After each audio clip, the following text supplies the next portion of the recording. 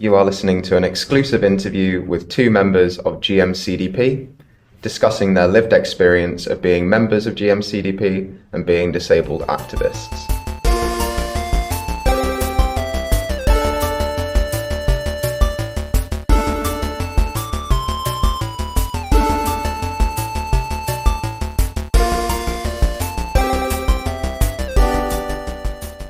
What made you become a young disabled activist?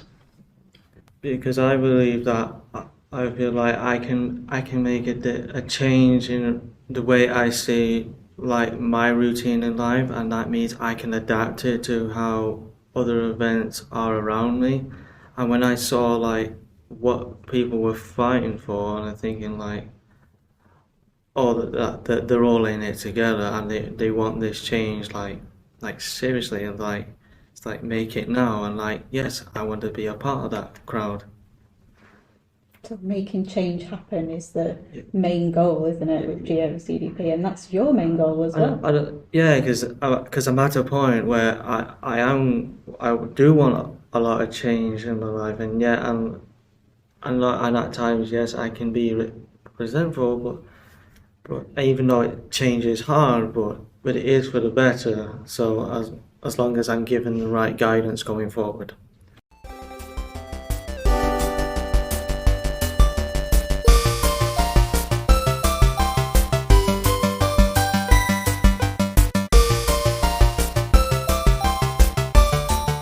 So why is activism important to you?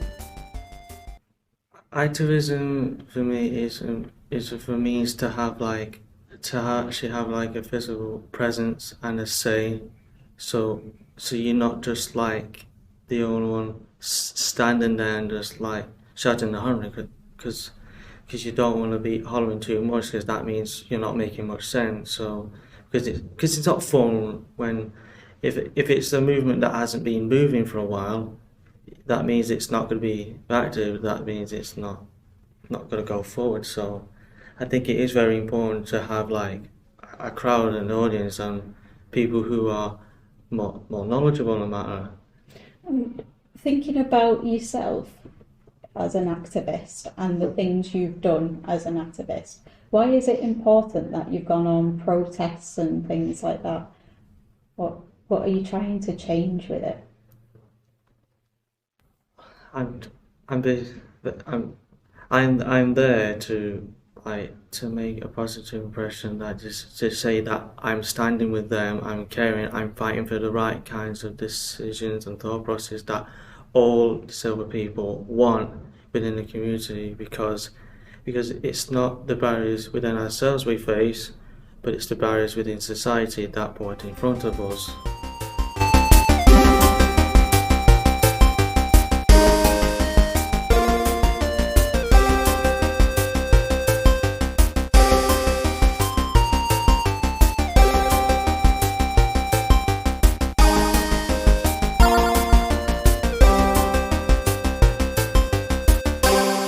Do you have a most memorable or favourite protest that you've been to?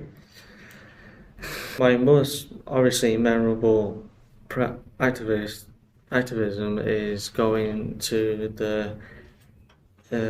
the so-called like art structure for the Peterloo Memorial, and yes, I took part in like demonstrations where they were doing like the works for it. At the time, we were all like stood around the memorial. There was me, Maggie, Tony, Dennis, and even other people who are from the council who support the same cause. Yeah. Why were you protesting against Peterloo Memorial? What was wrong with it? We were protesting because the council thought in their own ideology that thinking that it would be appealing and it would show like every like reminiscence of the history, because of the history of Peterloo in in 1819, and obviously some people lost their lives that day. It was a lot of disabled people, wasn't it, who lost their lives on that day?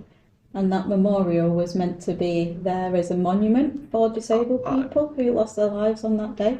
And I think, you know, the fact that it was meant to be created as a public speaking platform for disabled people, but they can't even access that platform, that's one of the reasons you protested on it, isn't it?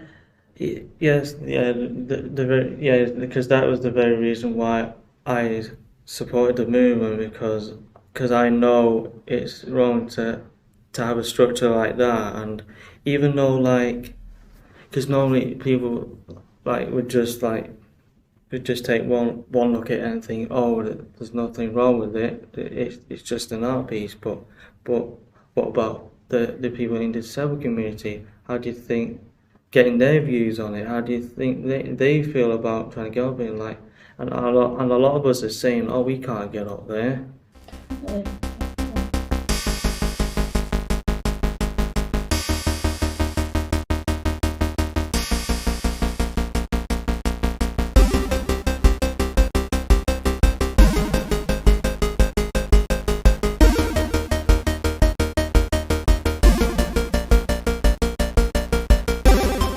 What's it like being a disabled young person in Manchester in 2022? So now that obviously life is getting back to where it should be, like pre-COVID, because I know it hasn't been an easy 2 years, but like, because now I'm starting to come across more responsible, like, features as a disabled person, because like, I feel like at the moment, like, I feel like I'm not responsible, but I want to be, because it's like, for the situations I'm at, it's like I feel stuck. And we've spoke a lot in the past, haven't we, about sort of services stopping when you turn into an adult and you're not a young person anymore in, you know, Manchester, where we are, and age can come into that quite a lot. How do you feel about that?